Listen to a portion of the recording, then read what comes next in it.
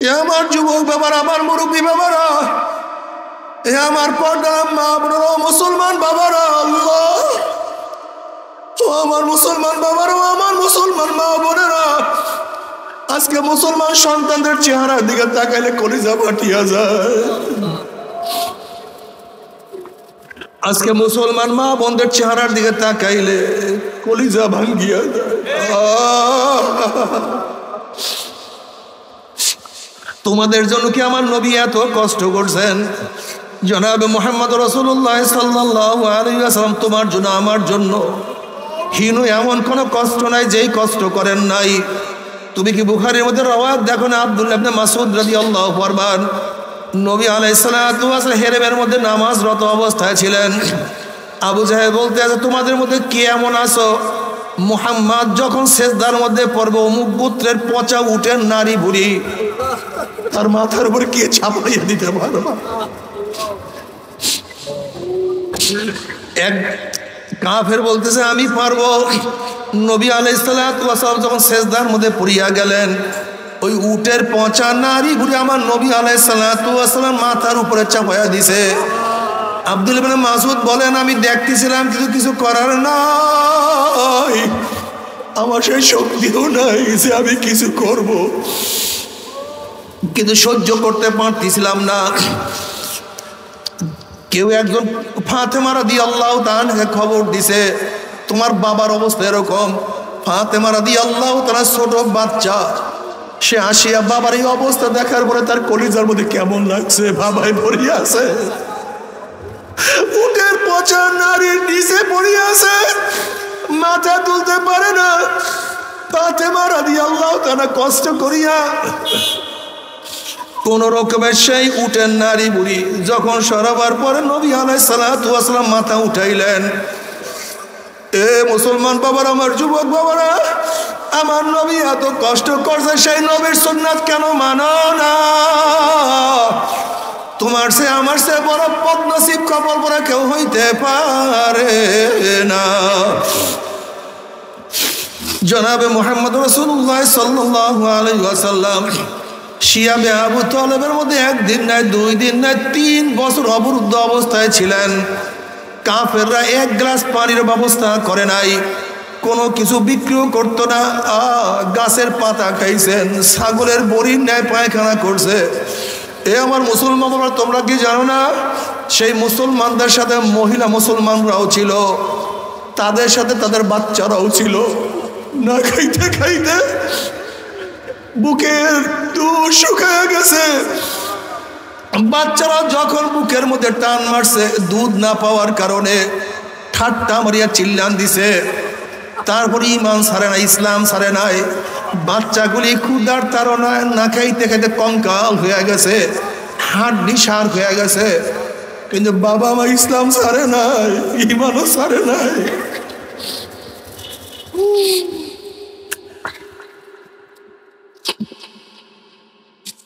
জনাবে মুহাম্মদ রাসূলুল্লাহ সাল্লাল্লাহু আলাইহি ওয়াসাল্লাম চিন্তা করলেন, মক্কা নগরীর মানুষ যেহেতু আমার দাওয়াত কবুল করে না, আমি গিয়া দেখি তাইফের মানুষ আমার দাওয়াত কবুল করে কিনা।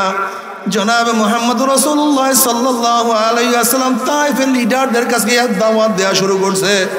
কেউ বলতেছে আল্লাহর কি কাম নাই, তোমাকে নবী বানাইছে, আল্লাহর কাউকে দেখে না। আর একজনে বলতে আছে তোমার সাথে আমি কথাই বলবো না, যদি তুমি সত্যই নবী হও তোমার সাথে কথা বলিয়া খারাপ কথা বললে আল্লাহ গজব দিবে, আর তুমি যদি নবী নাই হও তাহলে তোমার সাথে কথা বলা আমার বেহুদা হবে, আমি তোমার সাথে কথাই বলবো না। আর একজনে বলছে তুমি এখান থেকে ভাগো, তোমাকে এখানে দাওয়াত দেওয়ার কোনো দরকার নাই। এরকম বিভিন্ন টিটকারি ফাইজলামি সবাই শুরু করছে। এরপরে তাইফের মুরব্বীরা বলতে আছে এ যুবকরা একটা পাগল মক্কা থেকে আসছে, ওই পাগলকে তোমরা সবাই পাথর মারা শুরু করো। যুবকরা পাগলকে পাথর মারা শুরু করছে। কেউ মাথাকে নিশানা বানাইছে, কেউ চক্ষুকে নিশানা বানাইছে, কয়টা পাথর চোখের মধ্যে লাগানো যায়। কেউ মাথাকে নিশানা বানাইছে, কয়টা পাথর মাথার মধ্যে লাগানো যায়। কেউ শরীরকে নিশানা বানাইছে, কয়টা শরীরের মধ্যে লাগানো যায়। এইভাবে নবী আলাইহিস সালাতু ওয়াস সালামের পাথর মারতে মারতে এমন রক্ত বাহির হওয়া শুরু হয়ে গেছে, জুতা মোবারক রক্তে আটকায়া গেছে। তারপরে তিনি দিনের দাওয়াত ছাড়ে না। আর তুমি আমি এখন দিনের দাওয়াত দিতে পারি না। একটু দোকান বন্ধ করে দিনের দাওয়াত দিতে ভালো লাগে না, একটু কষ্ট করিয়া দিনের দাওয়াত হালকা জিকিরে যাইতে ভালো লাগে না, একটু কষ্ট করিয়া মাসিক ইসলামে থাকতে মনে চায় না, পরে বিকালে জিকির করতে মনে চায় না। বাবার নবী আলাইহিস সালাতু ওয়াস সালাম যে এত কষ্ট করিয়া দাওয়াত দিতে পারে, যার একটা পশমের দাম গোটা দুনিয়ার কুরসি বিক্রি করলে অনেক বেশি হবে, এক ফোঁটা রক্তের দাম গোটা কিছু বিক্রি করলেও তার সমান হইতে পারে না। সেই নবী আলাইহিস সালাতু ওয়াস সালাম দিনের দাওয়াত দিতে গিয়ে এত রক্ত ঝরাইতে পারে, তাহলে তুমি আমি কেন দিনের দাওয়াত দেব না? আমার মাওলা শাহ, আমার মাওলার কাছে তো পার পাওয়া যাবে না। আমার যুবক বাবারা, জনাব মুহাম্মদুর রাসূলুল্লাহ সাল্লাল্লাহু আলাইহি ওয়াসাল্লাম এই দ্বীনের জন্য মক্কা নগরীকে ত্যাগ করিয়া, জন্মভূমিকে ত্যাগ করিয়া মদিনায় হিজরত করছে। জনাব মুহাম্মদুর রাসূলুল্লাহ সাল্লাল্লাহু আলাইহি ওয়াসাল্লাম এই দ্বীনকে রক্ষা করার জন্য বদরের ময়দানে নিজে উপস্থিত হয়ে গেছে, যাহা কিছু ছিল তা নিয়ে উপস্থিত হয়ে গেছে। এই দ্বীনকে রক্ষা করার জন্য জনাব মুহাম্মদ রাসূলুল্লাহ সাল্লাল্লাহু আলাইহি ওয়াসাল্লাম উহুদের ময়দানে নিজের দাঁত শহীদ করিয়া বলাইছে, ফুলকি মারিয়া রক্ত বের হয়ে গেছে। তুমি আমি কি করছি? এই দ্বীনের হেফাজতের জন্য, দ্বীনকে রক্ষা করার জন্য, এই দ্বীনকে প্রতিষ্ঠা করার জন্য নবী আলাইহিস সালাতু ওয়াস সালাম খন্দকের ময়দানে নিজের পেটের মধ্যে দুইটা পাথর বাঁধছে। খুদা, খাদ্য নাই, পানীয় নাই, সহ্য করতে পারে না। আজকে সেই দিন তোমার সামনে আমার সামনে বিলীন হয়ে যাইতে আছে।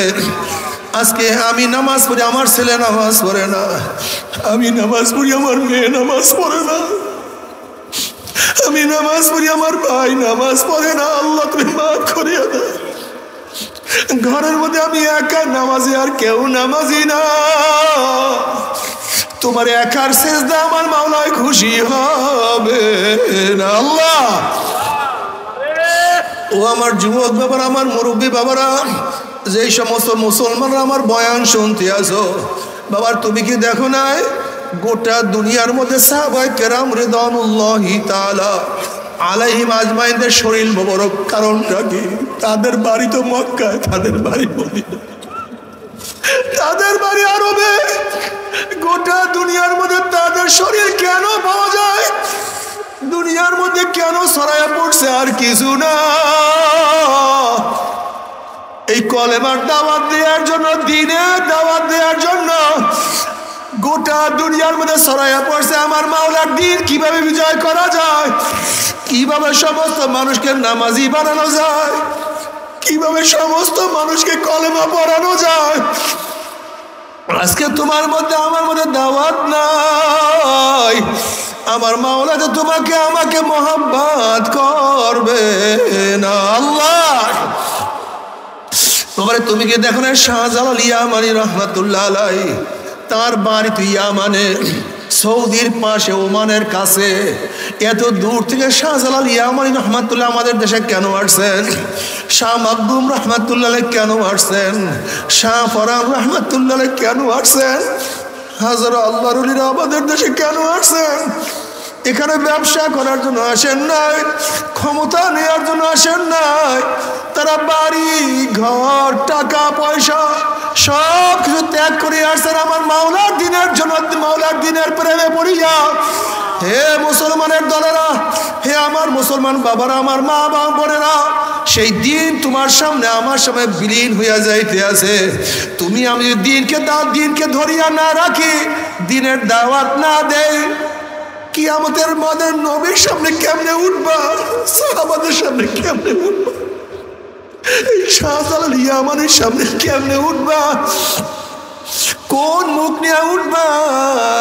আমার নবী যদি প্রশ্ন করে, আমার দিন তোদের সামনে সব বিলীন হয়ে গেছে, তোরা আনন্দ ফুর্তির মধ্যে লিপ্ত ছিল, তুই কি করছ? নবীর কাছে কোনো জবাব দিতে পারবো না। আল্লাহ আমাদের সবাইকে মাফ করিয়া দেয়। যখন তামাম দুনিয়ার থেকে ইসলাম মুসলমান থেকে মিটিয়ে দেওয়ার ষড়যন্ত্র চলতেছে, তামাম দুনিয়ার মধ্যে ইসলাম মুসলমান থাকবে কি থাকবে না এই প্রশ্নের সৃষ্টি হয়েছে। যে জমানে মানুষ নেকের কাজ ছাড়তেছে, গুনার কাজ ধরতেছে, শুধু গুনার কাজ ধরেই না, বরং গুনার কাজে প্রতিযোগিতা শুরু করছে, কে কার আগে জাহান্নামে যাবে। সবাই বলি নাউযুবিল্লাহ। যে জমানে মানুষ নেকের কাজে আশ্চর্য হয়, গুনার কাজে স্বাভাবিক থাকে, যে জমানায় মুসলমান ইসলামকে পছন্দ করে না, মুসলমান ইসলামকে পছন্দ করে না, বরং নামধারী মুসলমান ইসলামের সবচেয়ে বড় দুশ্মন হয়ে গেছে। যে জমানায় শিরক বিদআতকে ইবাদত মনে করে, শিরক বিদআতকে ইবাদত মনে করে, কবর পূজা, ব্যক্তি পূজা শিরক বিদআত, কিন্তু দাবি করে আমরা আবেদ, আমরা ইবাদত করি। যে জমানায় শিরক বিদআতকে মানুষ ইবাদত মনে করে, আবার যা শিরক বিদআত না তাকে শিরক বিদআত মনে করে। যেরকম ইমাম মানা, মাযহাব মানা, মুযহাবিরা শিরক মনে করে, বিদআত মনে করে, অথচ জরুরি বিষয় এইটাকে কি মনে করে? শিরক বিদআত। তাহলে যে জমানায় মানুষ শিরক বিদআতকে ইবাদত মনে করে, আবার যা শিরক বিদআত না তাকে শিরক বিদআত মনে করে। যে জমানায় আংশিক দিন পালন করেও পরিপূর্ণ দিন পালন করার ঢিকুর তুলে পালন করে, আংশিক দিন দাবি করে আমার চেয়ে বড় দিনদার আর কেউ নাই। যে জমানায় ইসলামের খেলাফ কাজ করেও নিজেকে মুসলমান দাবি করে, সেই মুহূর্তে আল্লাহ পাক রব্বুল আলামিন আপনাকে আমাকে কোরআন ও হাদিসের মজলিস, আলেম ওলামা, মুমিন মুত্তাকিন, জাকিরিন শাকিরিনদের গুরুত্বপূর্ণ এক দামি মজলিসে আসার, বসার, বলার, শোনার তৌফিক আল্লাহ পাক দান করছেন। শুকরিয়া দেন সবাই বলে আলহামদুলিল্লাহ। দেখেন, ইসলামের গোটা দিক বুঝানো স্বল্প সময় সম্ভব না। গোটা কোরআন ও হাদিস এই স্বল্প সময় বুঝানো কি সম্ভব? আবার আমার মধ্যে সেই জ্ঞান আছে যে গোটা কোরআন ও হাদিস সম্পর্কে আপনাদেরকে জ্ঞান দেব না? আমার মধ্যে জ্ঞান আছে না সময় আছে? দুইটারই অভাব। এর জন্য কথা হবে সংক্ষিপ্ত, একেবারে সংক্ষিপ্ত। খুব খেয়ালের সাথে কথাগুলি শোনা চাই, ঠিক আছে না ভাই? একেবারে ধ্যান ও খেয়ালের সাথে কথা শুনবো। যেহেতু অনেকেই হয়তো জীবনে প্রথম আসছি, আবার অনেকে 1 বছর, 1.5 বছর, 6 মাস পরে মাহফিলে আসছি। এই সময়টাকে গুরুত্ব দিয়ে খুব খেয়াল ও ধ্যানের সাথে কথা শোনা চাই। হতে পারে একটা কথা যদি আপনার অন্তরের মধ্যে বসে যায়, আপনি একজন আল্লাহর ওলি হয়ে যেতে পারেন। কি কথা ঠিক না? এই মাজলিস এত গুরুত্বপূর্ণ, এত দামি। আমাদের শায়খ মুর্শিদ নব্বর আল্লাহু মারকাদাহ আমরা বলতেন, বাবা, কোনো ব্যক্তি হক্কানে উলামায়ে কেরামের বয়ান শোনার জন্য যদি বাড়ি থেকে রওনা করে, বয়ান শেষে আখিরে মোনাজাত দিয়ে বাড়িতে চলে যায়, তার আমল নামায় 50 লক্ষ নেকের কাম লিখাই হতে পারে না। এই যে একবার সুবহানাল্লাহ পড়ছেন, পড়ার সাথে সাথে আমল নামায় 1000 নেকি লেখা হয়ে গেছে। কয় হাজার নেকি? 1000 নেকি লেখা হয়ে গেছে, 1000 গুনাহ ঝরে গেছে। এই মাজলিস অনেক গুরুত্বপূর্ণ, অনেক দামি। আমি যে আয়াত শরীফ তেলাওয়াত করছি, আল্লাহ পাক কালামে পাকের মধ্যে মান হুয়াল্লাযী বাআসা ফিল উম্মিয়িনা রাসূলাম মিনহুম, হুয়াল্লাযী, ওই সত্তা। ওই সত্তা কে? আল্লাহ কে? সংক্ষিপ্ত আল্লাহর পরিচয় আমি দেব। সংক্ষিপ্তভাবে আল্লাহকে হুয়াল ওয়াজিবুল ওজুদ আল মুস্তাজবুল জামি সিফাতিল কামালিয়া, সত্তাকে, আল্লাহকে, যিনি সব সময় অস্তিত্বের মধ্যে আছেন। সত্তাকে, আল্লাহকে, হুয়াল ওয়াজিবুল ওজুদ, আল্লাহকে যে সব সময় অস্তিত্বের মধ্যে আছেন, তেনার অস্তিত্ব কোনো কালে, কোনো সময়, কোনো অবস্থাতেই বিলীন হয় নাই। কথাটা বুঝাতে পারি? আদির থেকে, অনন্তর থেকে তিনি অস্তিত্বের মধ্যে আছেন। আবারও মাইক করতেছে, বাইরের সাউন্ড বাড়াইছো কেন?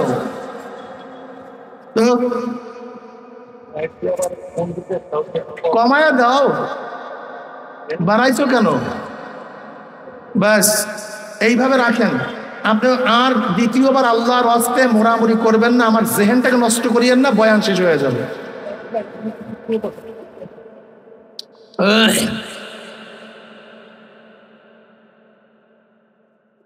পরিপূর্ণ গুণের সাথে যিনি সবসময় অস্তিত্বের মধ্যে আছেন তিনি হলো সত্তা। কি কথা ঠিক না? সত্তাকে হুয়াল আউয়াল, তিনি প্রথম, তিনি প্রথম। যেরকম 5-এর আগে সবাই জবাব দেবেন না, কারণ ঘটনা কি? 4-এর আগে, 3-এর আগে, 2-এর আগে, 1-এর আগে, এক এক, এই প্রথম। বাস এখান থেকে শুরু। বুঝাতে পারি নাই। মাইক বানাইছে কে? মানুষ। মানুষ বানাইছে কে? আল্লাহ বানাইছে কে? প্রথম, হুয়াল আউয়াল, তিনিই প্রথম, তিনিই শুরু। বুঝাতে পারি নাই। যেরকম এই প্রশ্ন অহেতুক, অযৌক্তিক। 5-এর আগে 4, 4-এর আগে 3, 3-এর আগে 2, 2-এর আগে, তা প্রত্যেক সংখ্যার আগে সংখ্যা আছে, কিন্তু 1-এর আগে। এখন কোন জাহেল যদি প্রশ্ন করে প্রত্যেক সংখ্যার আগে সংখ্যা আছে, তা 1-এর আগে থাকবে না কেন? প্রত্যেক সংখ্যার আছে, সংখ্যার আগে কি আছে? তো 1-এর আগে থাকবে না কেন? তখন জাহেলকে বলবেন যে ভাই, সব সংখ্যার আগে সংখ্যা থাকে, কিন্তু 1-এর আগে কিছু থাকে না, এখান থেকে শুরু হয়। তা সব সৃষ্টির আগেই স্রষ্টা থাকে, লেকিন স্রষ্টার আগে কিছু থাকে না। বুঝাতে পারি নাই? আল্লাহ পাক নিজেই জবাব দেন, হুয়াল আউয়াল, হুয়াল, তিনি প্রথম, হুয়াল আখির, তিনি শেষ, হুয়াল জাহির, তিনি প্রকাশ্য, হুয়াল বাতিন, তিনি গোপন। বুঝাতে পারি নাই? আল্লাহকে যিনি সবসময় কির মধ্যে আছেন। আরে ভাই, আমি কি পাথরের সামনে কথা বলতেছি নাকি? বলবেন তো আল্লাহকে যিনি সবসময় অস্তিত্বের পরিপূর্ণ গুণের সমন্বয়। কিসের গুণের সমন্বয়? পরিপূর্ণ, পূর্ণ গুণের সমন্বয়। যেই সত্তা সব সময় অস্তিত্বের মধ্যে আছেন তিনি আল্লাহ। গুণ বোঝেন তো? যেমন আমি দেখি, আমার দেখা একটা গুণ। আমি শুনি, শোনা আমার একটা, আমি কথা বলি, কথা বলা আমার একটা। এরকম আল্লাহরও অনেক গুণ আছে। আল্লাহরও কি আছে? যেমন আমরা দেখি, আল্লাহও দেখেন। আল্লাহ দেখেন কি দেখেন না? হুয়াল বাসির, তিনি দেখেন। কিন্তু আমরাও দেখি। আমাদের দেখা আর আল্লাহর দেখার মধ্যে পার্থক্যটা কি? আমাদের দেখা অপূর্ণ, আল্লাহর দেখাটা পূর্ণ। যেমন আমরা এখন দেখি, আগে দেখতাম না। এখন দেখি, ভবিষ্যতে দেখবো না।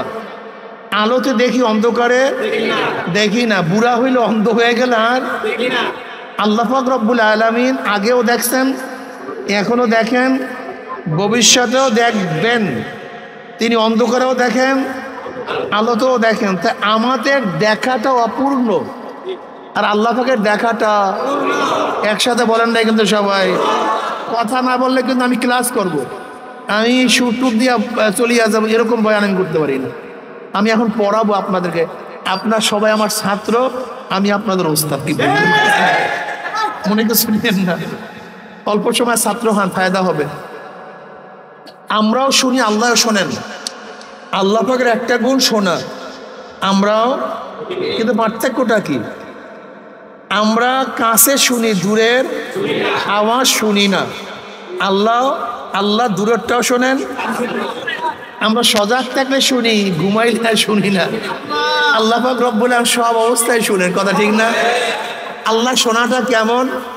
7 তবক জমিনের নিচে একটা পিপিলিকাও যদি হাঁটে তার পায়ের আওয়াজ কে পান? ওনার গুণটা পূর্ণ, আমাদের গুণটা অপূর্ণ। আল্লাহ পাক হাই, আল্লাহ পাক জিন্দা, আমরাও তো জিন্দা ভাই, নাকি আমরা মরছি? আমরা সবাই কি? এই দুই জিন্দার মধ্যে পার্থক্যটা কি?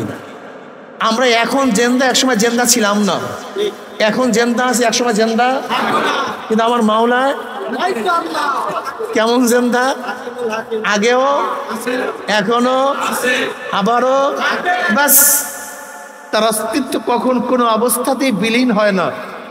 আমাদের অস্তিত্ব বিলীন হয়। আল্লাহ পাক খালেক, তিনি স্রষ্টা। স্রষ্টার বাহিরে যা কিছু আছে সব সৃষ্টি। তিনি স্রষ্টা। স্রষ্টার বাহিরে যা কিছু আছে সবই।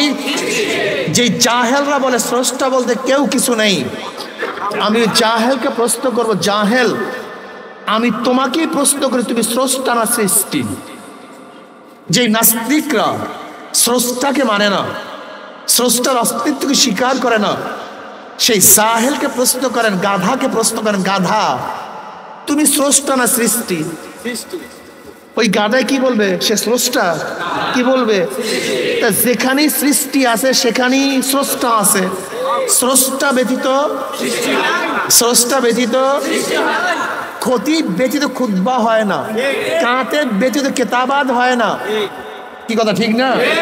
একজন কাতেব যখন কিতাব লিখবে তো এইটাকে বলবেন লিখা। লিখা আসলে কোথার থেকে? যদি কোনো লেখকই না থাকে তা লিখবে কে? বক্তৃতা। কেউ যদি বক্তৃতাই না করে তা বক্তৃতা হবে কিভাবে? কথা বোঝাতে পারি নাই। তা দেখেন, স্রষ্টা ব্যতীত সৃষ্টি। আপনাদের খুব ভালো মনে মনে রাখতে হবে, গোটা দুনিয়াটা হলো অজুদে জিল্লি। গোটা দুনিয়া কি ভাই? অজুদে জিল্লি, ছায়া অস্তিত্ব। ছায়া অস্তিত্ব বোঝান? ছায়ারও কিন্তু একটা অস্তিত্ব আছে। যেমন মানুষের ছায়া, গাছের ছায়া, চেয়ারের ছায়া নাই, ফ্যানের ছায়া নাই, ঘরের ছায়া। তা ছায়ার একটা অস্তিত্ব আছে কি নাই? কিন্তু ছায়া অস্তিত্ব আর একটা অস্তিত্ব ব্যতীত অস্তিত্ব আসতে পারে না। যেরকম মানুষের ছায়া, মানুষ ব্যতীত মানুষের ছায়া কোনোদিন হতে, গাছের ছায়া, গাছ ব্যতীত ঘরের ছায়া।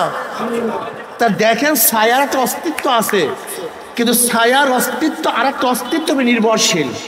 যদি আর একটার অস্তিত্ব না থাকে তা ছায়ার অস্তিত্ব আসতে, গোটা দুনিয়ার ছায়া অস্তিত্ব। কি অস্তিত্ব? আমরা কি জানলাম? ছায়া অস্তিত্বের জন্য আর একটা অস্তিত্বর প্রয়োজন। যেহেতু গোটা দুনিয়া, গোটা মাখলুকাত ছায়া অস্তিত্ব, তার পিছনে আর একটা অস্তিত্ব আছে। ছায়া অস্তিত্ব কোনোদিন অস্তিত্বে আসতে পারে না আর একটা অস্তিত্ব ব্যতীত। সেই অস্তিত্ব কে? সেই অস্তিত্ব আল্লাহ।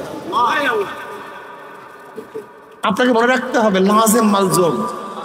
আমি আগেই বলছি, স্রষ্টা ব্যতীত সৃষ্টি হতে। যেরকম কোনো জায়গায় আপনি দেখছেন ধোঁয়া, তার মানে নিচে কি আছে? কথা বলেন না কেন? ধোঁয়ার অস্তিত্ব আগুন ব্যতীত হতেই পারে না। ওই ধোঁয়াই প্রমাণ করে নিচে কি আছে। তা সৃষ্টি প্রমাণ করে পিছনে কি আছে? স্রষ্টা আছে। এটা তোমাকে বলতে হবে কেন? গাধা, জাহেল, তুমি কেন বুঝো না? গরুর পায়খানা থেকে বুঝতে পারি, গোবর দেখে বুঝতে পারি এখান থেকে গরু গেছে। ছাগলের পায়খানা প্রমাণ করে এখান থেকে ছাগল গেছে। নাকি ভাই ভুল বললাম ভাই? উটের পায়খানা প্রমাণ করে এখান থেকে, আরে ভাই উটের পায়খানা যদি প্রমাণ করে এখানে উট গেছে, ছাগলের পায়খানা যদি প্রমাণ করে এখান থেকে ছাগল গেছে, ঘোড়ার পায়খানা যদি প্রমাণ করে এখান থেকে ঘোড়া গেছে, তাই গোটা মাখলুকাতকে প্রমাণ করে আমার আল্লাহ আছে।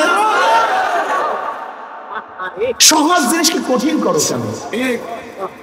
সহজ জিনিসকে কঠিন কেন করতেছে?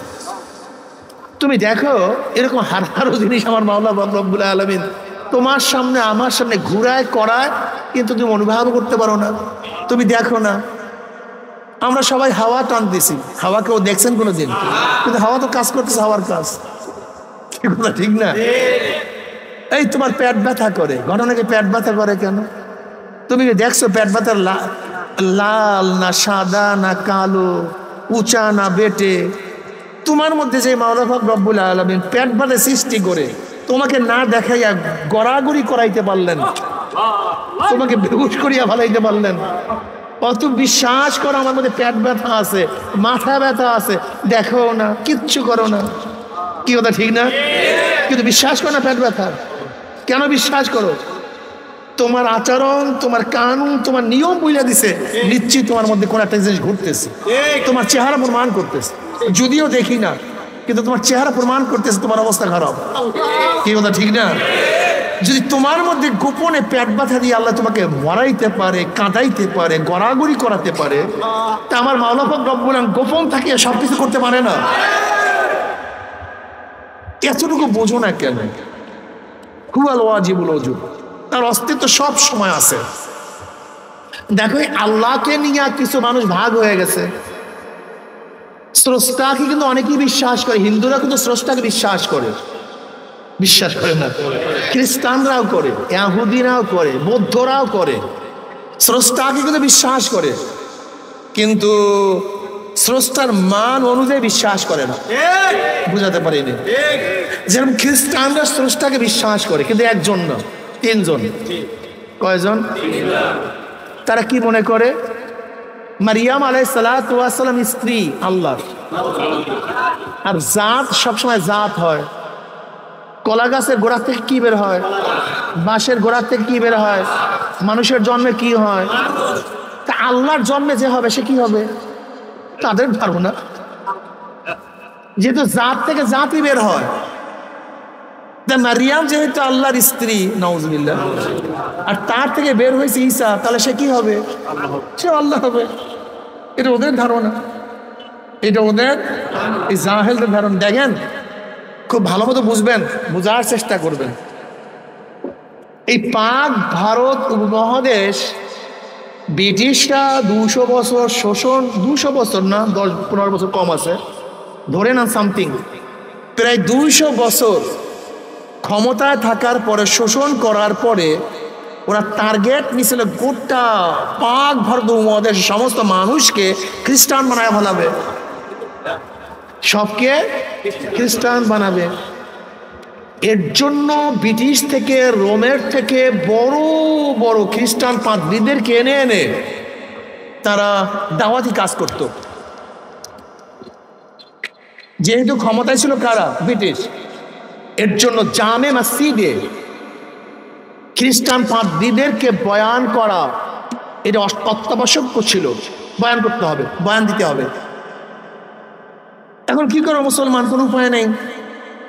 একদিন দিল্লির জামে মসজিদে খ্রিস্টান পাদ্রী আসছে বয়ান করার জন্য। জামে মসজিদে খ্রিস্টান পাদ্রী আছে কিসের জন্য?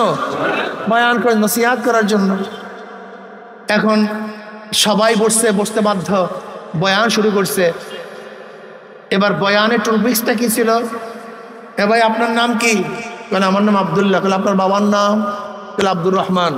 বলে আপনার নাম কি? বলে আব্দুল সত্তার। বলে আপনার বাবার নাম? আব্দুল করিম। বলে আপনার নাম কি? বলে ওয়াইদুল্লাহ। বলে আপনার বাবার নাম? আব্দুল্লাহ।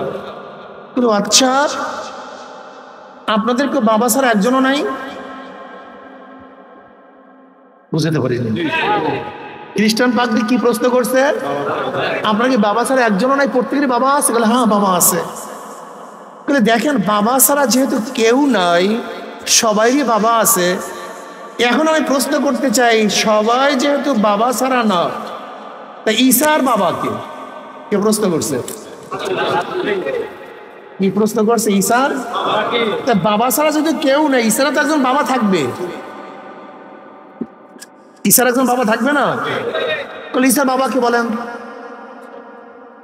মারাত্মক প্রশ্ন। এখন পাদ্রী বলতেছে, সবাই সবার দিকে তাকায়। পাদ্রী বলতেছে এই প্রশ্নের জবাব আজকে না, আগামী জুমায় আপনারা ঠিক করে নিয়ে আসবেন। যদি না পারেন আমি জবাব দেব।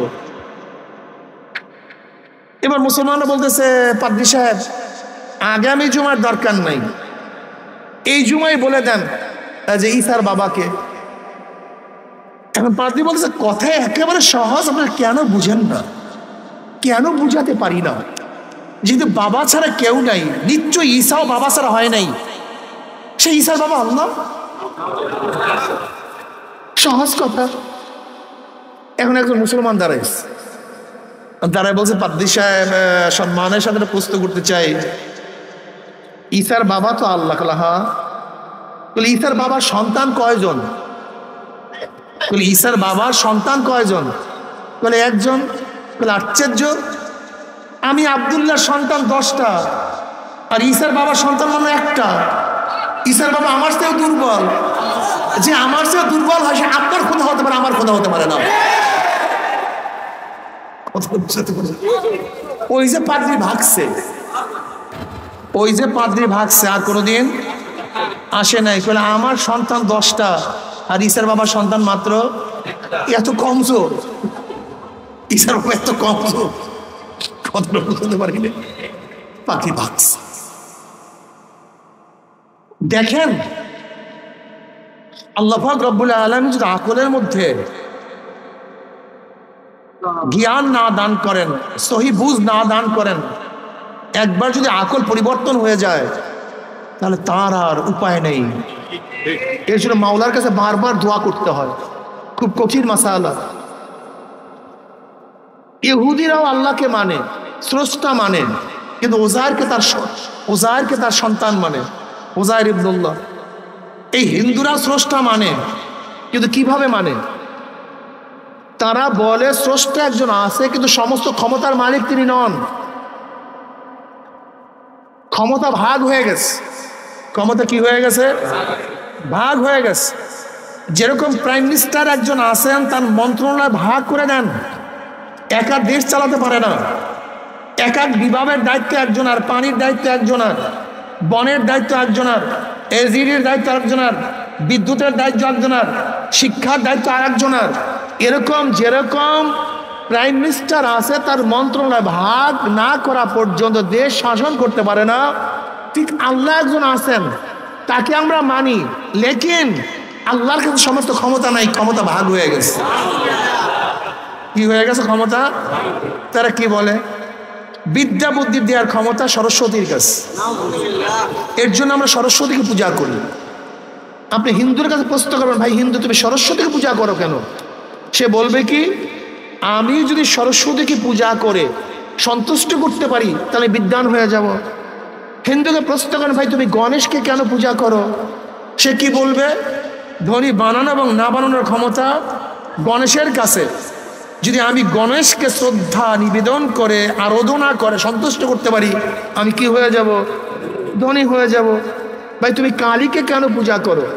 কলে ঝোলা কলেরা বসন্ত শান্তি সুখ দেওয়ার মালিক এই কালী। যদি আমি তাকে আরাধনা করে সন্তুষ্ট করতে পারি, আমার কি হবে না? রোগ শোক হবে না। তার মানে এক একজনের কাছে এক একটা ক্ষমতা। সূর্যের কাছে এক ক্ষমতা, চাঁদের কাছে এক ক্ষমতা, বাতাসের কাছে এক ক্ষমতা, গঙ্গি দেবীর কাছে এক ক্ষমতা, অগ্নি দেবীর কাছে এক ক্ষমতা। অর্থাৎ আল্লাহ একজন আছে, কিন্তু সমস্ত ক্ষমতার মালিক তিনি নন। কথাটা বুঝতে পারি না। আমরা আল্লাহকে বিশ্বাস করি। কেমনে বিশ্বাস করি? আমরা বিশ্বাস করি কুল হু আল্লাহু আহাদ, আল্লাহু সামাদ, লাম ইয়ালিদ ওয়া লাম ইউলাদ ওয়া লাম ইয়াকুল লাহু কুফুয়ান আহাদ।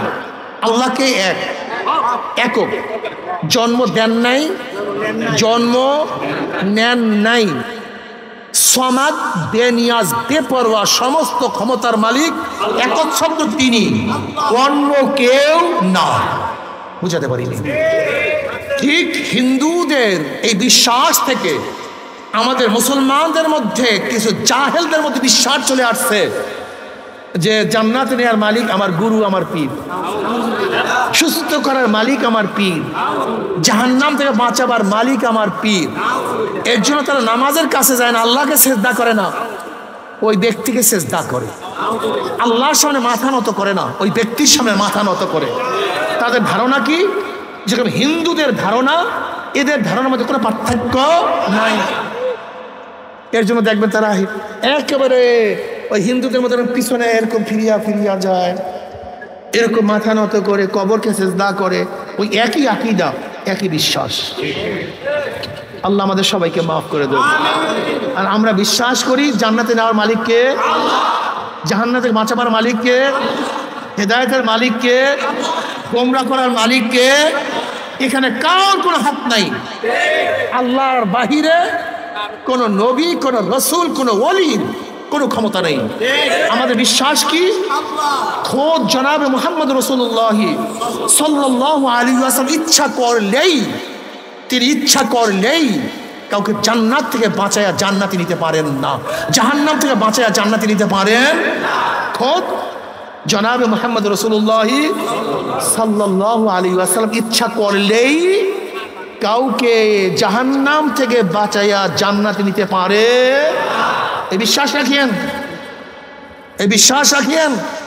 যদি আল্লাহ না করুক, কেউ যদি মনে করেন নবীরও ক্ষমতা আছে জান্নাতে নেওয়ার, নবীরও ক্ষমতা আছে জাহান্নাম থেকে বাঁচাবার, তাহলে হিন্দুদের মধ্যে, খ্রিস্টানদের মধ্যে, আপনাদের মধ্যে কোনো পার্থক্য নেই। একই আকীদা, একই বিশ্বাস। একমাত্র জান্নাতে নেওয়ার মালিককে, জাহান্নাম থেকে বাঁচাবার ক্ষমতা কার? একমাত্র আল্লাহর।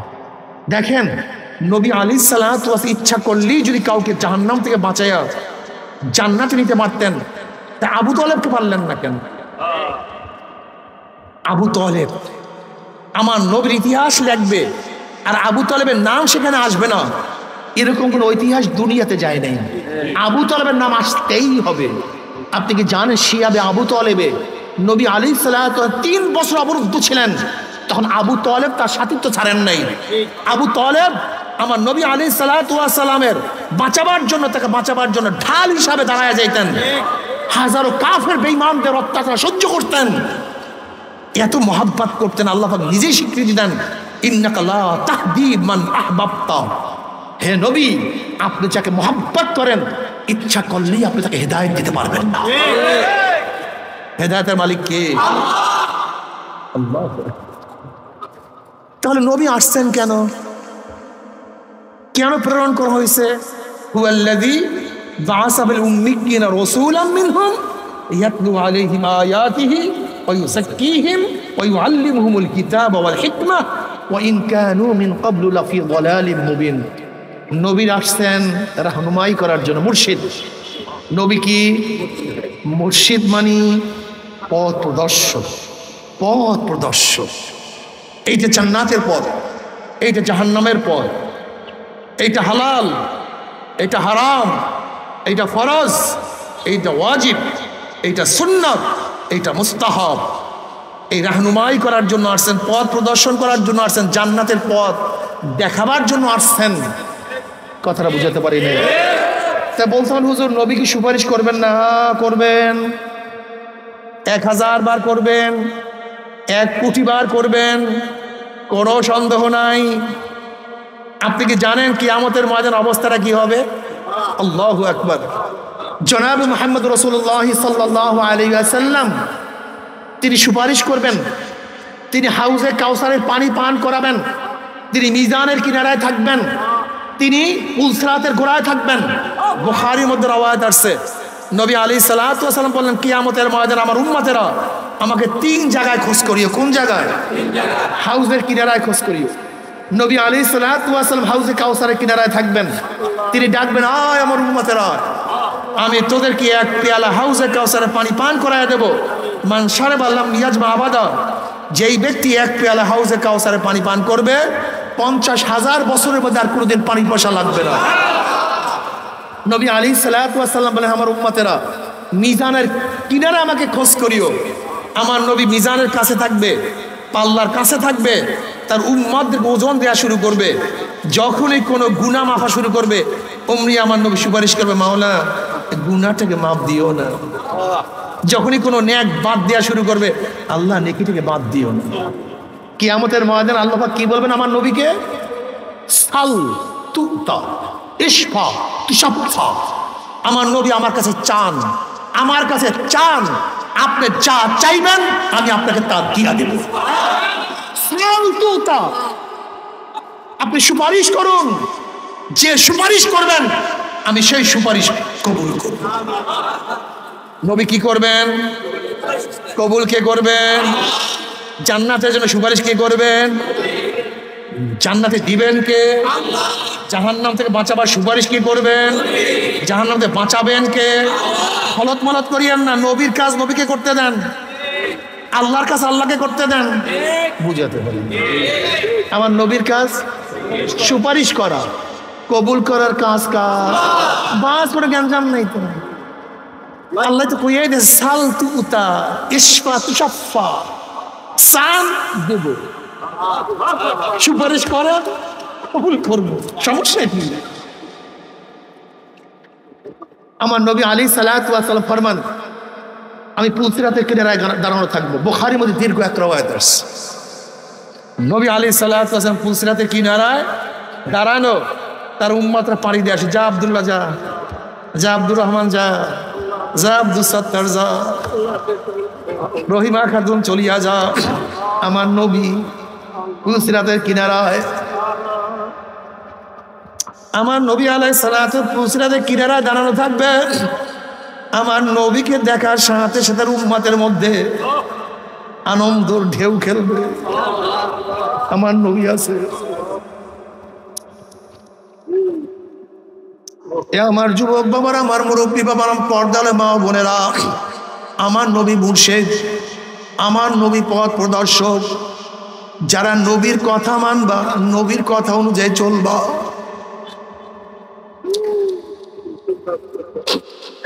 আমার নবী আলাইহিস সালাতু ওয়াস সালাম তোমাকে আমাকে রেখে জান্নাতে যাবেন।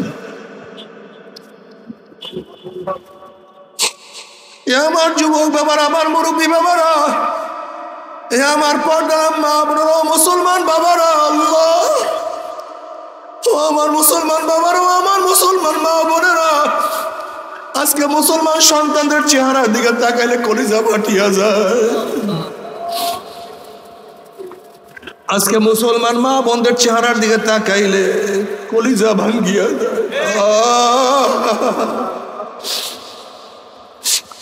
তোমাদের জন্য কি আমার নবী এত কষ্ট করছেন? জনাবে মুহাম্মদ রাসূলুল্লাহ সাল্লাল্লাহু আলাইহি ওয়াসাল্লাম তোমার জন্য আমার জন্য হিনু এমন কোনো কষ্ট নাই যেই কষ্ট করেন নাই। তুমি কি বুখারীর মধ্যে রওয়ায়াত দেখো না, আব্দুল্লাহ ইবনে মাসউদ রাদিয়াল্লাহু ফরমান, নবী আলাইহিস সালাতু ওয়াস সালাম হেরেমের মধ্যে নামাজরত অবস্থায় ছিলেন। আবু জাহেল বলতে আছে, তোমাদের মধ্যে কে এমন আছো, মুহাম্মদ যখন সেজদার মধ্যে পড়বে অমুক গোত্রের পচা উটের নারী বুড়ি তার মাথার উপরে কে চাপাইয়া দিতে পারবা? এক কাফের বলতেছে আমি পারবো। নবী আলাইহিস সালাতু ওয়াস সালাম যখন সেজদার মধ্যে পড়িয়া গেলেন, ওই উটের পচা নারী ঘুরে আমার নবী আলাইহিস সালাতু ওয়াস সালাম মাথার উপরে চাপাইয়া দিছে। আব্দুল্লাহ ইবনে মাসউদ বলেন, আমি দেখতেছিলাম কিন্তু কিছু করার নাই, আমার সেই শক্তিও নাই যে আমি কিছু করব, কিন্তু সহ্য করতে পারতেছিলাম না। কেউ একজন ফাতেমা রাদিয়াল্লাহু তাআলাকে খবর দিছে, তোমার বাবার অবস্থা এরকম। ফাতেমা রাদিয়াল্লাহু তাআলা ছোট বাচ্চা, সে আসিয়া বাবার এই অবস্থা দেখার পরে তার কলিজার মধ্যে কেমন লাগছে, বাবাই পড়িয়া আছে, উটের পচা নারীর নিচে পড়িয়া আছে, মাথা তুলতে পারে না। ফাতেমা রাদিয়াল্লাহু তাআলা কষ্ট করিয়া কোন রকমের সেই উটের নারী বুড়ি যখন সরাবার পরে নবী আলাইহিস সালাতু ওয়াস সালাম মাথা উঠাইলেন।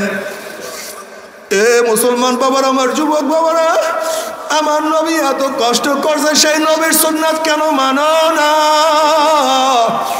তোমার সে আমার সে বড় বদনসিব কপাল পরা কেউ হইতে পারে না। জনাবে মুহাম্মদ রাসূলুল্লাহ সাল্লাল্লাহু আলাইহি ওয়াসাল্লাম শিয়াবে আবু তালেবের মধ্যে একদিন নাই, 2 দিন নাই, 3 বছর অবরুদ্ধ অবস্থায় ছিলেন। কাফেররা এক গ্লাস পানির ব্যবস্থা করে নাই, কোনো কিছু বিক্রিও করতো না। গাছের পাতা খাইছেন, ছাগলের বড়ির ন্যায় পায়খানা করছে। এ আমার মুসলমান, তোমরা কি জানো না, সেই মুসলমানদের সাথে মহিলা মুসলমানরাও ছিল, তাদের সাথে তাদের বাচ্চারাও ছিল। না খাইতে খাইতে বুকের দুধ শুকিয়ে গেছে। বাচ্চারা যখন বুকের মধ্যে টান মারছে দুধ না পাওয়ার কারণে ঠাট্টা মারিয়া চিল্লান দিছে, তারপরে ইমান ছাড়ে না, ইসলাম ছাড়ে নাই। বাচ্চাগুলি ক্ষুধার তাড়নায় না খাইতে খাইতে কঙ্কাল হয়ে গেছে, হাড্ডি সার হয়ে গেছে, কিন্তু বাবা মা ইসলাম ছাড়ে নাই, ইমানও ছাড়ে নাই।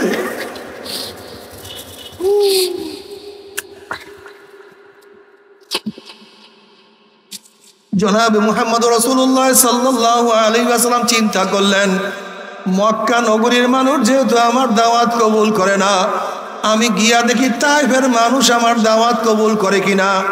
জনাব মুহাম্মদ রাসূলুল্লাহ সাল্লাল্লাহু আলাইহি ওয়াসাল্লাম তাইফের লিডারদের কাছে গিয়ে দাওয়াত দেওয়া শুরু করছে।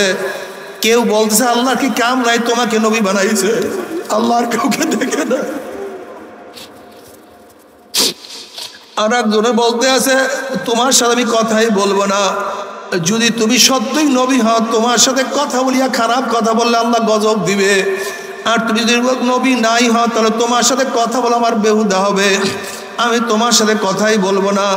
আর একজনে বলছে তুমি এখান থেকে ভাগো, তোমাকে এখানে দাওয়াত দেওয়ার কোনো দরকার নাই। এরকম বিভিন্ন টিটকারি ফাইজলামি সবাই শুরু করছে। এরপরে তাইফের মুরব্বীরা বলতে আছে এ যুবকরা একটা পাগল মক্কা থেকে আসছে, ওই পাগলকে তোমরা সবাই পাথর মারা শুরু করো। যুবকরা পাগলকে পাথর মারা শুরু করছে। কেউ মাথাকে নিশানা বানাইছে, কেউ চক্ষুকে নিশানা বানাইছে কয়টা পাথর চোখের মধ্যে লাগানো যায়, কেউ মাথাকে নিশানা বানাইছে কয়টা পাথর মাথার মধ্যে লাগানো যায়, কেউ শরীরকে নিশানা বানাইছে কয়টা শরীরের মধ্যে লাগানো যায়। এইভাবে নবী আলাইহিস সালাতু ওয়াস সালামের পাথর মারতে মারতে এমন রক্ত বাহির হওয়া শুরু হয়ে গেছে, জুতা মোবারক রক্তে আটকায়া গেছে।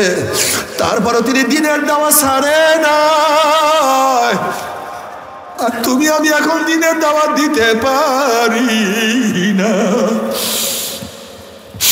একটু দোকান বন্ধ করে দিনের দাওয়াত দিতে ভালো লাগে না, একটু কষ্ট করিয়া দিনের দাওয়াত হালকা জিগিরে যাইতে ভালো লাগে না, একটু কষ্ট করিয়া মাসিক ইসলামে থাকতে মনে চায় না, ভোরে বিকালে জিকির করতে মনে চায় না। বাবারা নবী আলাইহিস সালাতু ওয়াস সালাম যে এত কষ্ট করিয়া দাওয়াত দিতে পারে, যার একটা পশমের দাম গোটা দুনিয়ার কুরসি বিক্রি করলে অনেক বেশি হবে, এক ফোঁটা রক্তের দাম গোটা কিছু বিক্রি করলেও তার সমান হইতে পারে না। সেই নবী আলাইহিস সালাতু ওয়াস সালাম দিনের দাওয়াত দিতে গিয়ে যদি এত রক্ত ঝরাইতে পারে, তাহলে তুমি আমি কেন দিনের দাওয়াত দেব না? আমার মাওলা শাহ, আমার মাওলার কাছে তো পার পাওয়া যাবে না। এ আমার যুবক বাবারা, জনাব মুহাম্মদ রাসূলুল্লাহ সাল্লাল্লাহু আলাইহি ওয়াসাল্লাম এই দ্বীনের জন্য মক্কা নগরীকে ত্যাগ করিয়া, জন্মভূমিকে ত্যাগ করিয়া মদিনায় হিজরত করছে। জনাব মুহাম্মদ রাসূলুল্লাহ সাল্লাল্লাহু আলাইহি ওয়াসাল্লাম এই দ্বীনকে রক্ষা করার জন্য বদরের ময়দানে নিজে উপস্থিত হয়ে গেছে, যাহা কিছু ছিল তা নিয়ে উপস্থিত হয়ে গেছে। এই দ্বীনকে রক্ষা করার জন্য জনাব মুহাম্মদ রাসূলুল্লাহ সাল্লাল্লাহু আলাইহি ওয়াসাল্লাম উহুদের ময়দানে নিজের দাঁত শহীদ করিয়া বলাইছে, ফুলকি মারিয়া রক্ত বের হয়ে গেছে। তুমি আমি কি করছি? এই দ্বীনের হেফাজতের জন্য, দ্বীনকে রক্ষা করার জন্য, এই দ্বীনকে প্রতিষ্ঠা করার জন্য নবী আলাইহিস সালাতু ওয়াস সালাম খন্দকের ময়দানে নিজের পেটের মধ্যে দুইটা পাথর বাঁধছে। ক্ষুধা, খাদ্য নাই, পানীয় নাই, সহ্য করতে পারে না। আজকে সেই দিন তোমার সামনে আমার সামনে বিলীন হয়ে যাইতে আছে। আজকে আমি নামাজ পড়ি, আমার ছেলে নামাজ পড়ে না, আমি নামাজ পড়ি, আমার মেয়ে নামাজ পড়ে না, আমি নামাজ পড়ি, আমার ভাই নামাজ পড়ে না। আল্লাহ তুমি মাফ করিয়া দাও। ঘরের মধ্যে আমি একা নামাজি, আর কেউ নামাজি না। তোমার একার সেজদা আমার মাওলায় খুশি হবে না। আল্লাহ, ও আমার যুবক বাবারা, আমার মুরব্বী বাবারা, যেই সমস্ত মুসলমানরা আমার বয়ান শুনতে আসো, বাবার তুমি কি দেখো নাই গোটা দুনিয়ার মধ্যে সাহাবায়ে কেরাম রিদওয়ানুল্লাহি তাআলা আলাইহিম আজমাইনদের শরীর মোবারক কারণটা কি? তাদের বাড়ি তো মক্কায়, তাদের বাড়ি মদিনা, তাদের বাড়ি আরবে। গোটা দুনিয়ার মধ্যে তাদের শরীর কেন পাওয়া যায়? দুনিয়ার মধ্যে কেন ছড়ায়া পড়ছে? আর কিছু না, এই কলেমার দাওয়াত দেওয়ার জন্য, দ্বীনের দাওয়াত দেওয়ার জন্য গোটা দুনিয়ার মধ্যে ছড়ায়া পড়ছে আমার মাওলার দ্বীন কিভাবে বিজয় করা যায়, কিভাবে সমস্ত মানুষকে নামাজি বানানো যায়, কিভাবে সমস্ত মানুষকে কলেমা পড়ানো যায়। আজকে তোমার মধ্যে আমার মধ্যে দাওয়াত নাই, আমার মাওলা যে তোমাকে আমাকে মোহাব্বত করবে না। আল্লাহ তোমার তুমি কি দেখো না শাহজালাল ইয়ামানি রহমাতুল্লাহ আলাইহি, তার বাড়ি তো ইয়ামানে, সৌদির পাশে, ওমানের কাছে। এত দূর থেকে শাহজালাল ইয়ামানি রহমাতুল্লাহ আমাদের দেশে কেন আসছেন? শাহ মাকদুম রহমাতুল্লাহ কেন আসছেন? শাহ ফরান রহমাতুল্লাহ কেন আসছেন? হাজারো আল্লাহর ওলিরা আমাদের দেশে কেন আসছেন? এখানে ব্যবসা করার জন্য আসেন নাই, ক্ষমতা নেওয়ার জন্য আসেন নাই। তারা বাড়ি ঘর টাকা পয়সা সব কিছু ত্যাগ করে আসছেন আমার মাওলার দ্বীনের জন্য, মাওলার দ্বীনের প্রেমে পড়িয়া। হে মুসলমানের দলেরা, হে আমার মুসলমান বাবারা, আমার মা বোনেরা, সেই দিন তোমার সামনে আমার সামনে বিলীন হইয়া যাইতে আছে। তুমি আমি দিনকে ধরিয়া না রাখি, দিনের দাওয়াত না দেই, কিয়ামতের মাঠে নবীর সামনে কেমনে উঠবা, সাহাবাদের সামনে কেমনে উঠবা, এই শাহজালাল ইয়ামানির সামনে কেমনে উঠবা, কোন মুখ নিয়ে উঠবা? আমার নবী যদি প্রশ্ন করে, আমার দিন তোদের সামনে সব বিলীন হয়ে গেছে, তোরা আনন্দ ফুর্তির মধ্যে লিপ্ত ছিল, তুই কি করছ? নবীর কাছে কোনো জবাব দিতে পারবো না। আল্লাহ আমাদের সবাইকে মাফ করিয়া দেয়। আল্লাহ দ্বীনের দায়ী আমাদের সবাইকে কবুল করিয়া না। এ আমার যুবক বাবার, আজকের থেকে নিয়াত করো, তুমি স্কুলে পড়ো, স্কুলের সবাইকে দাওয়াত দাও। তুমি রিক্সা চালাও, রিক্সা ভাইদেরকে দাওয়াত দাও। তুমি ব্যবসা করো, ব্যবসায়ী ভাইদেরকে তুমি দাওয়াত দিতে থাকো। তুমি ছাত্র মানুষ, ছাত্র ভাইদেরকে দাওয়াত দাও। এ আমার মা বোনের, আমার মা বন্ধুকে দাওয়াত দাও, সবাইকে দাওয়াত দাও। ভাই নামাজে চলো, ভাই নামাজে চলো, ভাই দাঁড়িয়ে রাখো। আমার মা বোনেরা পর্দা করো, হাতে ধরো, পায়ে পড়িয়া যাও, হাতে ধরো, পায়ে পড়িয়া যাও। ভাই আপনার নামাজ না পড়লে আপনার পা আমি ছাড়ব না।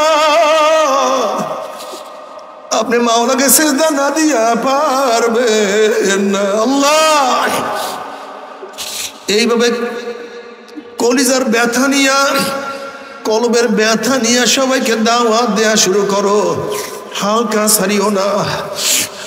দেখো মুসলমান আরামের জন্য দুনিয়াতে আসে না, মুসলমান ত্যাগ করার জন্য দুনিয়াতে আসে। দুনিয়াতে বেঈমানরা আরাম করে, মুসলমান কষ্ট সাধনা করে। যদি কষ্ট সাধনা করিয়া কবরে যাইতেই পারো, কবরটা জান্নাতের বাগিচা হয়ে যাবে। আল্লাহ কবুল করিয়া নাও। যত দূর তাকাবা সব ফাঁকা হইয়া যাবে, জান্নাতের নাজ নিয়ামতের দ্বারা কবরটা ভরিয়া যাবে। আল্লাহ কবুল করিয়া নাও। যদি সাধনা করিয়া কিয়ামতের মাঠে উঠতেই পারো, আমার মাওলা ডাকি আরো নিচে জায়গা করিয়া দিবে। আমার নবীর নিজের হাতে হাউজে কাউসারের পানি পান করতে পারবা। ওয়াইন মিনকুম ইল্লা ওয়ারিদুহা কানা আলা রাব্বিকা হাতমান মাকদিয়া সুম্মা নুনাজ্জিল লাযিনা তাকাও ওয়া নাযারু যালিমিনা ফিহা জিসিয়া। ৩০,০০০ বছরের পুলসিরাত ১ সেকেন্ডের মধ্যে পাড়ি দিয়ে আমার মাওলার জান্নাতে চলিয়া যাবা। জান্নাতে যাওয়ার পর আমার মাওলার তরফ থেকে সালামুন কাওলাম মির রব্বির রহিম। শুধু শান্তি আর শান্তি, শান্তি আর শান্তি। অশান্তি কি জিনিস আর কোনোদিন দেখা লাগবে না। আল্লাহ কবুল করিয়া নাও। কিন্তু আমার বেনমাজি বাবারা, ও হারামখোরের দলেরা, ও বেপর্দা মা বোনেরা, যদি আমার মাওলাকে রাজি খুশি না করিয়া মাওলার কবরে যাও, ওই কবর আর কবর থাকবে না। গোটা কবরটা জাহান্নামের আগুনে ভরিয়ে যাবে।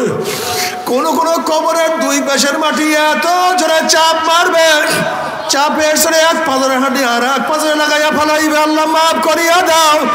কোন কোন নাফরমানের কবরের মধ্যে একটা আন্দা বয়রা ফেরেশতা আমার মাওলার নাজেল করিয়া দিবে। গুড় যদি এক একটা বাড়ি মারবে 70 দাবক জমিনের নিচে নাফরমান ঢুকিয়া যাবে, আবার উঠবে আবার পিটাইবে। নাফরমান যত চিল্লাইবে ফেরেশতা কানেও শুনবে না, চোখেও দেখবে না, মায়াও লাগবে না, আর মাইরও ছাড়বে না। আল্লাহ তুমি আমাদের সবাইকে মাফ করিয়া দাও। ইমাম গাজালি রহমাতুল্লাহ আলাইহি বলেন, গরিবের চেয়ে বড় লোকদের কবরের শাস্তি 70 গুণ বেশি অনুভব হবে। যখনই বড় লোকদের শাস্তি শুরু হয়ে যাবে, মনে পড়বে আমার খাট এত দামি ছিল, আমার বিল্ডিং মরমর পাথরের ছিল, আমার দস্তারখানি এত ডিজাইনের খানা ছিল, আমার তো মালি ছিল, চাকর ছিল, নৌকার ছিল, এত সম্মান, এত ইজ্জত। যখনই দুনিয়ার সুখ শান্তির কথা মনে পড়বে, ওইদিকে আযাব চলতে থাকবে। ওই মনে পড়ার সাথে সাথে এত কষ্ট পাবে যা তো সহ্য করতে পারবে না। আল্লাহ আমাদের সবাইকে মাফ করিয়া দাও। আল্লাহ আমাদের সবাইকে ক্ষমা করিয়া দাও। এরপরে কিয়ামতের ময়দান। বাবারে তুমি কি দেখো না আজকে গরমের দিনে সহ্য করতে পারি না? তুমি কি দেখো না এই বছর গরমে একজন ট্রাফিক ডিউটি অবস্থায় দুনিয়ার থেকে বিদায় হয়ে গেছে। 9,30,00,000 মাইল দূরের সূর্যের গরমে ছায়া ঘেরা দুনিয়ার ঠান্ডা দুনিয়ার পানির মধ্যে, বাতাসের মধ্যে, ছায়ার মধ্যে আমরা সহ্য করতে পারি না। কিয়ামতের মাঝে আল্লাহ পাক রব্বুল আলামিন এত উঁচা সূর্যটাকে এক হাত বা সোয়াক মাথার উপর করে ফেলাইয়া দিয়া আল্লাহ পাক ডাক দিয়া, সূর্য তোর মধ্যে যত গরম আছে সমস্ত গরম সারিয়া দেন, নাফরমানরা বুঝুক আমি মাওলা কেমন। সূর্য মাওলার হুকুম পেয়ে এমন ভাবে গরম দেয়া শুরু করবে, সূর্যের গরমে মাথাটা টাস টাস ফাটিয়া যাবে, মগজ ভাতের মধ্যে উতলাইতে থাকবেন না, কেবল মুখ দিয়া মগজ গলিয়া গলিয়া পড়তে থাকবে। মানুষ দাঁড়াইতে পারবে না, মানুষ শুধু লাফাইতে থাকবে। বাবারে দুনিয়াতে কয়দিন বাঁচবো? 30, 40, 50, 60, 70, 80 বছর। আর কোনো মোল্লা মৌলবীর কিরসা কাহিনী না, কোনো পীর বুজুর্গর কোনো বাণী না। আল্লাহ পাক কালামে পাকের মধ্যে ফরমান, ওই কিয়ামতের ময়দানে সূর্যের গরমের নিচে শুধু দাঁড়ায় থাকতে হবে 50,000 সানা, 50,000 বছর। 50,000 বছর, 50,000 বছর তাঁবুর কোনো ব্যবস্থা নাই, গাছের কোনো ছায়ার ব্যবস্থা নাই, ছাতার কোনো ব্যবস্থা নাই। আল্লাহ আমাদের সবাইকে মাফ করিয়া দাও। ওইদিকে জাহান্নাম গুরিম গুরিম আওয়াজ মারতে থাকবে। জাহান্নামের আওয়াজে কিয়ামতের ময়দানটা থর থর থর থর করে কাঁপতে থাকবে। এক একটা জাহান্নামের গলার মধ্যে 70,000 শিকাল লাগানো হবে। এক একটা শিকালের মধ্যে 70,000 ফেরেশতারা থাকবে। আল্লাহ মাফ করিয়া দাও। আল্লাহ পাক কালামে পাকের মধ্যে ফরমান, তাকাদু তামাইয়াজু মিনাল গায়জি কুল্লামা উলকিয়া ফিহা ফাউজুন সালাহুম খাজানাতুহা আলাম ইয়াতিকুম নাযীর ক্বালু বালা ক্বাদ জাআনা নাযীরুন ফাকাযযাবনা ওয়া কুলনা মা নাযালাল্লাহু মিন শাইইন ইন আনতুম ইল্লা ফি দালালিন কাবীর ওয়া ক্বালু লাউ কুন্না নাসমাউ আও নাকিলু মা কুন্না ফি আসহাবিস সাইর। জাহান্নামের মধ্যে রাগ চলে আসবে। এক একটা জাহান্নাম আর এক একটা জাহান্নামকে খাইয়া ফেলাইবে। জাহান্নামের আগুন 1 মাইল 2 মাইল উঁচা হইয়া সহসা আওয়াজ করতে থাকবে। তাকাদু তামাইয়াজু মিনাল গায়জ। আল্লাহ তুমি মাফ করিয়া দাও। 500 বছর দূরের থেকে জাহান্নামের আগুনের ধাপ লাগবে। আল্লাহ মাফ করিয়া দাও। জাহান্নামের আওয়াজে কিয়ামতের ময়দান থরথর করে কাঁপতে থাকবে। এই অবস্থা দেখিয়া সমস্ত নবীরা বলবেন, নাফসি নাফসি, মাওলা আমাকে বাঁচাও, আমাকে বাঁচাও, আমাকে বাঁচাও। নবীদের স্ত্রীর কথা নবীরা ভুলিয়া যাবে, নবীদের সন্তানের কথা নবীরা ভুলিয়া যাবে, নবীদের অন্যান্য নবীদের উম্মতের কথা নবীরা ভুলিয়া যাবে। কিন্তু তোমার আমার নবী জনাবে মুহাম্মদ রাসূলুল্লাহ সাল্লাল্লাহু আলাইহি ওয়াসাল্লাম, সে বলবে রব্বি হাবলি উম্মতি, রব্বি হাবলি উম্মতি, মাওলা আমার উম্মত, মাওলা আমার উম্মত, মাওলা আমার উম্মতের উপায় কি? এ জালেমের দলেরা, যে আল্লাহর হাবিব কঠিন মুহূর্তে তোমাকে আমাকে ভুলবে না, সে আল্লাহর হাবিবের দাড়ির মধ্যে কেমনে পোছলা গাও, একটু কি কলিজায় ব্যথা লাগে না? ও বাবারা, যারা দাড়ি কাটো, দাড়ি ছাটো, বাবার আমার ঘরে রাগ করিও না। তুমি তোমার কবরে রওনা করছো, আমি আমার কবরে রওনা করছি। তবে বাবারা, তুমি চিন্তা করিয়া দেখো, কিয়ামতের ময়দানে যখন দেখবা নবীর চেহারায় দাড়ি, তোমার চেহারায় দাড়ি নাই, নবী তোমার দিকে তাকাইবে কিভাবে? নবীর কলিজায় কষ্ট লাগিয়া যাবে। যখন দেখবা নবীর চেহারায় দাড়ি, তোমার চেহারায় দাড়ি নাই, লজ্জায় তোমার মাথা নত হয়ে যাবে। তুমি মন কি বুঝরে? মন না। কিয়ামতের ময়দানে আল্লাহর হাবিবের কলিজায় আমি কষ্ট দেব না, লজ্জায় আমি মাথাও নত করব না। আজকের থেকে দাড়ি আর কাটবো না ইনশাআল্লাহ। কে কে নিয়াত করেন? নারায়ে তাকবীর, নারায়ে তাকবীর। আল্লাহ তুমি কবুল করিয়া নাও। নবী আলাইহিস সালাতু ওয়াস সালাম দোয়া কবুল করে আল্লাহ পাক বলবে, যাও জিবরাইল আমার হাবিবের কাছে পানিটুকু নিয়ে দিয়ে আসো। নবী আলাইহিস সালাতু ওয়াস সালাম যখন এই পানি জাহান্নামের গায়ে ছিটা মারবে, জাহান্নাম ক্যাত ক্যাত ক্যাত ক্যাত করে পিছনে সরিয়া যাবে। আল্লাহর হাবিব বলবেন, মাওলা রে, যেই জাহান্নামকে লক্ষ লক্ষ ফেরেশতারা ধরিয়া রাখতে পারে না, এ আবার কোন কুদরতি পানি, কোন আশ্চর্য পানি, যেই পানি মারার সাথে সাথে জাহান্নাম পিছনে সরিয়া গেল। আল্লাহ পাক ডাক দিয়ে বলেন, হাবিব গো, এই পানি কোন আশ্চর্য পানি না, কোন কুদরতি পানি না, এই পানি হলো তোমার গুনাহগার উম্মতের চোখের পানি। আল্লাহ তুমি কবুল করিয়া নাও। বাবারে, তুমি কি জানো চোখের পানির কত দাম? কিয়ামতের ময়দানে আল্লাহ পাক এক ব্যক্তিকে জাহান্নামের ফয়সালা দিয়ে দিবে। অমনি চোখের একটা পশম বলবে, মাওলা রে, তোমার নবী সত্য বলছে না মিথ্যা বলছে? আল্লাহ পাক বলবে, আমার নবী যা বলছে সবই সত্য বলছে, মিথ্যা বলার তো প্রশ্নই হইতে পারে না।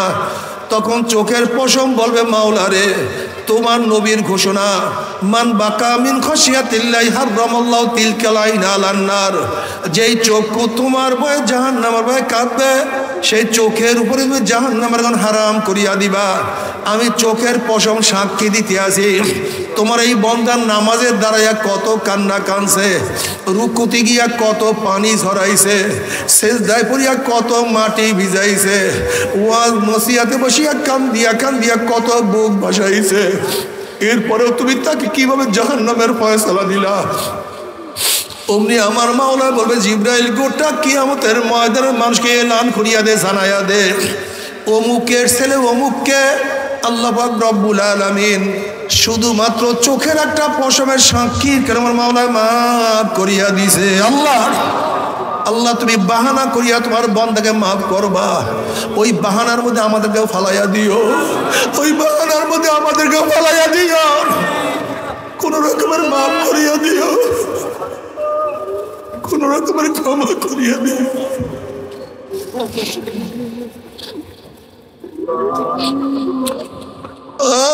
এরপর আল্লাহ সবার আমল নামাকে ওজন করবে, যাদের নেকের পাল্লা ভারী হয়ে যাবে মাওলা তাদেরকে জান্নাতের ফয়সালা দিয়া দিবে। ওয়া আম্মা মান খাফফাত মাওয়াজিনুহু ফাউম্মুহু হাবিয়া, আর যাদের নেকের পাল্লা হালকা হয়ে যাবে, গুনার পাল্লা ভারী হয়ে যাবে, ফাউম্মুহু হাবিয়া, আল্লাহ পাক তাদেরকে হাবিয়া জাহান্নামের ফয়সালা দিয়া দিবে। এখন আল্লাহ পাক নিজেই প্রশ্ন, মা আদরাকা মা হিয়া, তোমরা কি জানো হাবিয়া কোন জাহান্নামের নাম? হাবিয়া জাহান্নামের ধরনটা কি তোমরা কি জানো নাকি? আল্লাহ পাক প্রশ্ন করার পরে নিজেই জবাব দেন, নারুন হামিয়া। শোনা, হাবিয়া কেমন জাহান্নাম, কোন এক মানুষ যদি পানির মধ্যে ডুব দেয়, তার ডাইনে বামে চারদিকে পানি, আর পানি ছাড়া কিছুই থাকে না। হাবিয়া এমন একটা জাহান্নাম যার ডাইনে আগুন, বামে আগুন, উপরে আগুন, নিচে আগুন, সামনে আগুন, পিছনে আগুন। নারুন হামিয়া। তুমি তাফসীর উল্টে দেখো, হাবিয়ার ব্যাখ্যা নবী আলাইহিস সালাতু ওয়াস সালাম ফরমান, হাবিয়া এমন একটা জাহান্নাম গোটা দুনিয়ার গাছপালা, তরুলতা, পাহাড় পর্বত সব একত্রিত করিয়া হাবিয়ার মধ্যে নিক্ষেপ করা হয়। মুহূর্তের মধ্যে সব কিছু জ্বালাইয়া ধ্বংস করিয়া ফেলাইবে।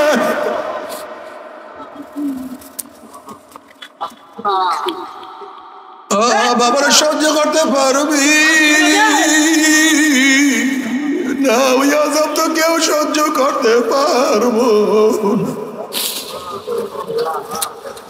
ও মুসলমান বাবারা, ও দুনিয়ার মানুষের দলেরা, ও গোটা দুনিয়ার মানুষের দলেরা, আমার মাওলা যত বড়, আমার মাওলার জান্নাত তত বড়। আমার মাওলা যত বড়, আমার মাওলার জান্নাতের নেয়ামত তত বড়। আমার মাওলা যত বড়, আমার মাওলার জাহান্নাম তত বড়।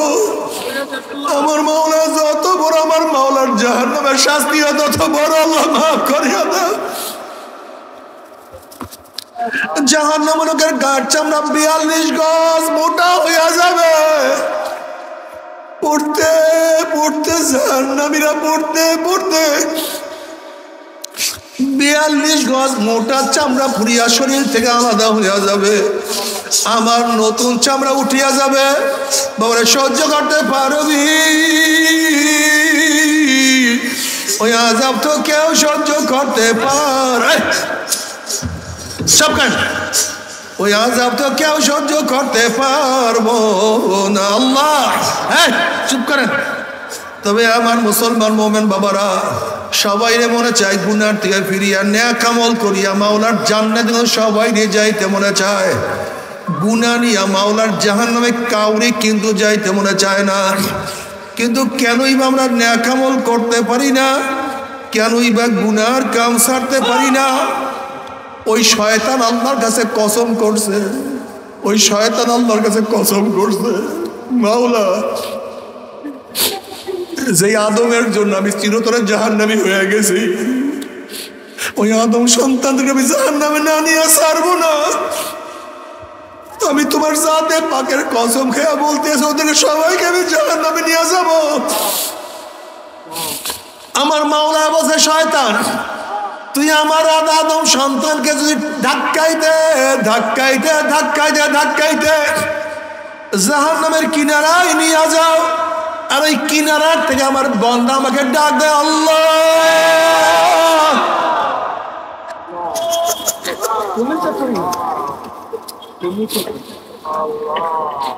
ওই কিনারার থেকে ডাক দেয়, আমার মাওলা রে আমাকে ধরো।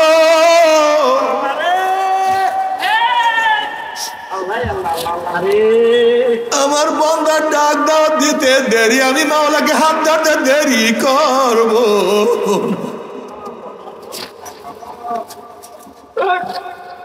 قل يا عبادي الذين أسرفوا على أنفسهم لا تقنطوا من رحمة الله إن الله يغفر الذنوب جميعا।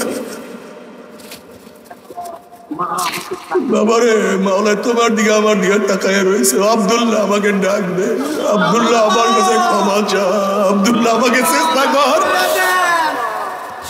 আব্দুল্লাহ আমি তোর দিকে তাকাই আছি, তুই কার দিকে তাকাই আছ? আব্দুল্লাহ আমি তোকে ডাকি, তুই কার ডাকে সারা দিয়া চলিয়া যাও? আব্দুল্লাহ, আব্দুল্লাহ আমি তোর জন্য এমন সুন্দর জান্নাত বানাইয়া রাখছি রে আব্দুল্লাহ, যে জান্নাত কেউ কোনোদিন চোখেও দেখে নাই, কানেও শুনে নাই, অন্তর অনুভব করে নাই। আব্দুল্লাহ রে ফের, আব্দুল্লাহ ফের, ও রহিমা খাতুন,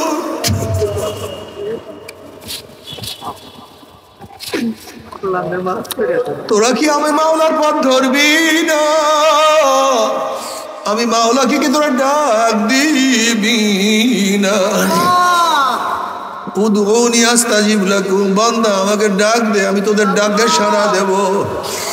নবী আলাইহিস সালাতু ওয়াস সালাম ফরমান আত-তাইয়ুনা যামে কামাল্লা জানবালা, আল্লাহ পাকের বান্দা বান্দি তওবা করতে দিলে আমার মাওলার মাফ করতে এক সেকেন্ডও দেরি হবে না। তবে মুমিন মুসলমান বলতে সবাইরই মনে চায় গুনার থেকে ফিরিয়া নেক আমল করিয়া মাওলার জান্নাত, কিন্তু সবাইরই যাইতে মনে চায়। গুনাহ নিয়া মাওলার জাহান্নামে কাউরে কিন্তু যাইতে মনে চায় না। কিন্তু কেনই বা আমরা নেক আমল করতে পারি না, কেনই বা গুনার কাম ছাড়তে পারি না? এর মূল কারণ আপনার এবং আমার পিছনে নফস এবং শয়তান লাগিয়া রইছে। এই নফস এবং শয়তান থেকে বাঁচার জন্য যে কোনো একজন হক্কানি আল্লাহর ওলির হাতে হাত দিতে হবে রে বাবা। খবরদার, বর্তমান জমানায় পীর মুরিদের মে ভেজাল, ব্যবসা, দলাদলি, হিংসা, হাসাদে পরিণত হয়ে গেছে। সমস্ত আল্লাহর ওলির একমত, যেই পীরের 5 জন মুরিদের মধ্যে কমপক্ষে 3 জনকে দেখবেন আলহামদুলিল্লাহ সুন্নাত মাফিক আমল আকলাক মজবুত হয়ে যাইতে আছে, গুনার কাম ছাড়তে আছে, নেকের আমল ধরতে আছে, কলব নরম হইয়া চোখে পানি আসতে আছে। বৃক্ষতর নাম কি, ফলে পরিচয়। আমি চরমোনাই বুঝি না, চরমোনার দাওয়াত, প্রশংসা, প্রচার প্রসার করার জন্য আসিনি রে বাবা। চরমোনাই যাওয়ার তোমার কোনো দরকার নাই, কোনো দরকার নাই, কোনো দরকার নাই। তুমি যার কাছে গিয়া পারো গুনার কাম ছাড়ো, নেকের আমল ধরো, কলব নরম করিয়া চোখে পানি নিয়া মাওলার কবরে যাইও। যেরকম দুনিয়ার ঘরে আগুন লাগলে পানি ছাড়া নিবানো যায় না, ঠিক তদ্রুপ তোমার এবং আমার গুনার দ্বারা যে জাহান্নামের আগুন জ্বলিয়া রইছে, চোখের পানি ছাড়া কিন্তু জাহান্নামের আগুন নিবানো সম্ভব না। কাজে বাবা আমার জন্য দোয়া চাই, আমিও দোয়া করি, সবাই সবার জন্য প্রাণ খুলিয়া দোয়া করো, যেন কিয়ামতের ময়দানে গলাগলি বাঁধিয়া মাওলা একসাথে জান্নাতে যাওয়ার তৌফিক দিয়া দেয়।